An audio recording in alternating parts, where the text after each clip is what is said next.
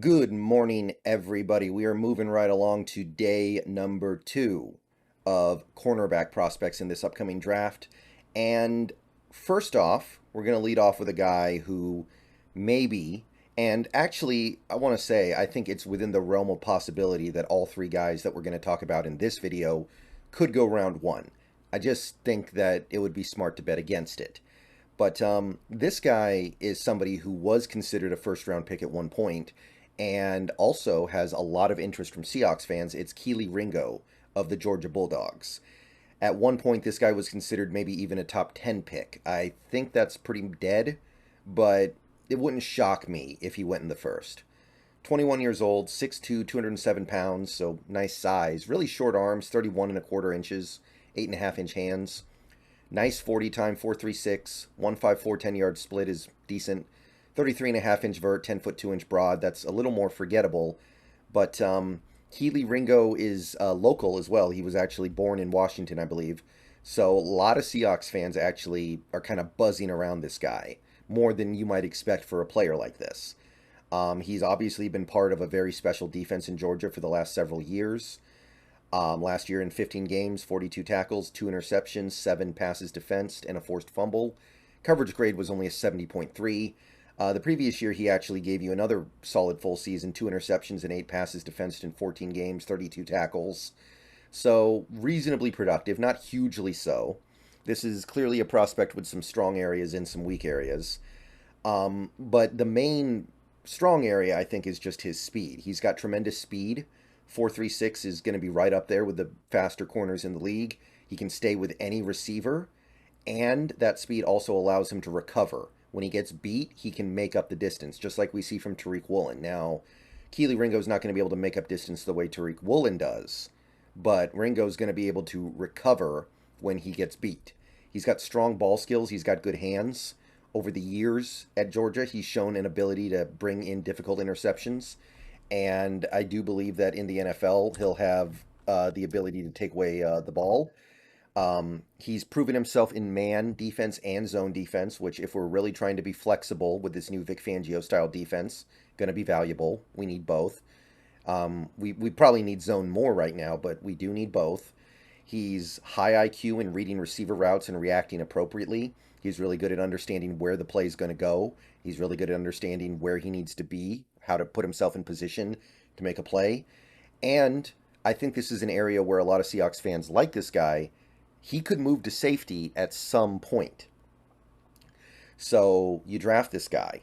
You try him at corner because he's probably going to play outside corner because that's what he was in college. If his arms end up being too short or he just generally ends up not being good enough to play outside corner, you could move him to safety. And next year, Jamal and Quandre might be gone.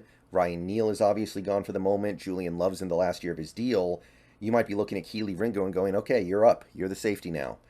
And he's got pretty good size. Like, this combination of size and speed is pretty credible.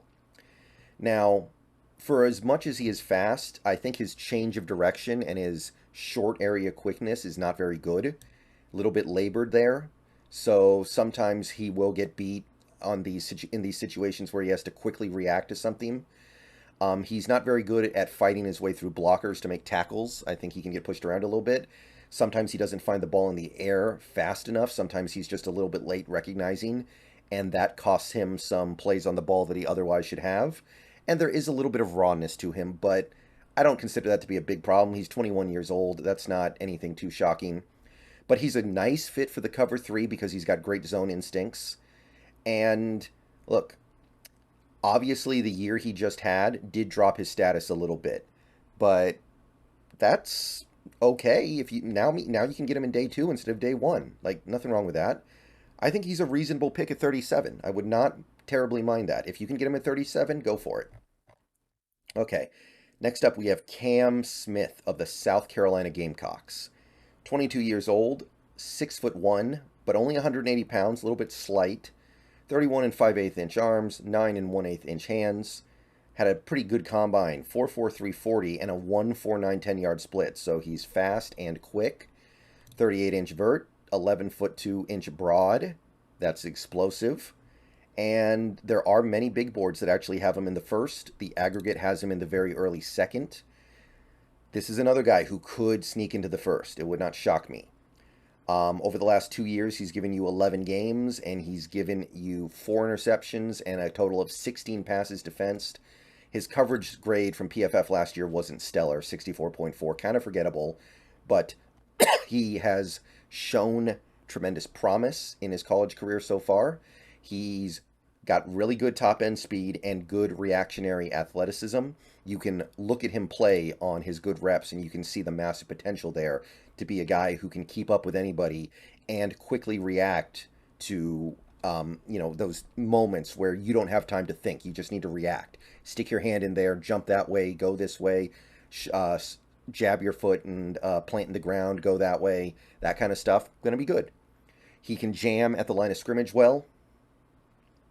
He fights to help in run support. He's somebody who's going to fight through blockers, fight through bigger guys, find a way to the ball carrier to make a tackle, and he's a good tackler as well. So he's going to offer plus attributes in those areas.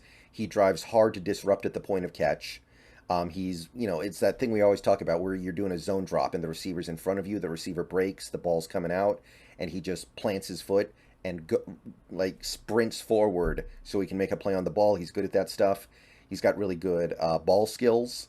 He's smart and experienced dealing with the best receivers in college football. At South Carolina, he gets the opportunity to cut his teeth against really good receivers, and he held up well despite that challenge. Now, he is a little bit lean, 180 pounds on a 6'1" frame, maybe needs to gain some weight. I think he picked up quite a few penalties last year. He grabs too much. He gets a little grabby in coverage. And sometimes he can lose his technique on things like the press. Sometimes he tries to press with both hands or gets a little too energetic in his jam, and it puts him in bad situations. So he's intriguing. I like him, but probably better suited for man coverage than zone coverage. I think he'll be better in man, personally, because he's got really good reactionary athleticism and top-end speed. Although, that being said, I'm not completely against him possibly fitting in with what we're doing here in Seattle. But I don't think I would get Cam Smith unless he's there in the mid-second, at like the 51 area. If he gets there, then the value's good, and I'll take the risk.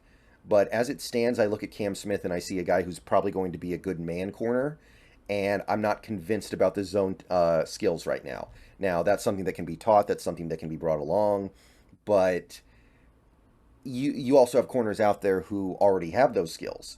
So Cam Smith, I mean, I like him. Intriguing stuff here. But I wouldn't take him until about 51 personally. Okay, one more guy for this video. It's Emmanuel Forbes. Emmanuel Forbes of Mississippi State. This guy's 22 years old. He's pretty tall, but he's also very slight. Weighed in at 166 pounds despite being 6'1". Got kind of long arms though, 32¼ inch, 8.5 inch hands, small hands. Another good combine. 4.3, 540, fast. Accelerates quickly, 1.48, 10-yard split. 37.5 inch vert, decent. 10 foot 11 inch broad, solid. And some big boards have him going in the first. The aggregate has him going early second, so this is another guy who could sneak in. In fact, I think that you have decent odds on at least one of these three guys sneaking into the first, even though I don't think all three of them will. And the thing about Emmanuel Forbes is that he is probably the best ball hawk in this draft in terms of taking it away. In 2022, in 12 games, he gave you 6 interceptions on 10 passes defensed, and I mean, look at his PFF grade from that. Just the interceptions alone are going to boost your numbers like crazy. And the year before, he gave you 3 interceptions, so it wasn't a fluke. He was doing more stuff in run support. He had more tackles for loss, stuff like that.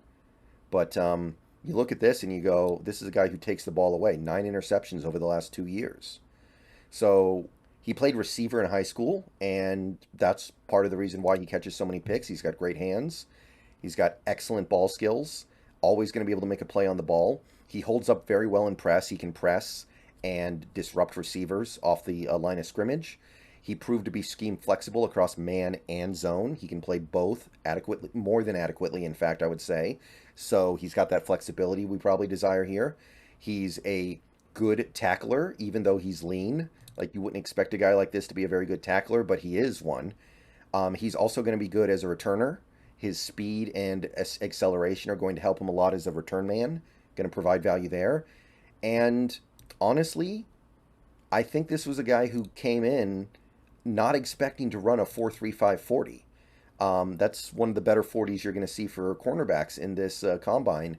And he came in and I think ran better than anticipated. So there might be a little bit of speed there that wasn't showing up all the time on the tape. So on the one hand, you wonder, does that mean he's just not going to be able to unlock that speed when he's in pads on a football field? Or is there some level of comfort that he's still working towards that will allow him to access that speed on a football field?